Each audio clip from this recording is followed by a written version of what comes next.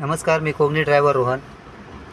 बरेच आपले चाकरमानी कोकणात जात आहेत गणेशोत्सवासाठी.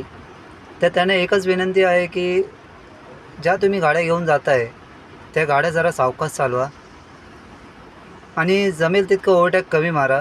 कारण आपल्या ओव्हरटेकिंगमुळे इतरांचा जीव धोक्यात जाणार नाही याची काळजी घ्या. कारण रस्ते काही ठिकाणी चांगले आहेत, तर काही ठिकाणी सिंगल पदरी आहेत. त्यामुळे जास्त घाई करू नका. सावकाश गाड्या चालवा. कारण सण सगळ्यांना साजरा करायचा आहे.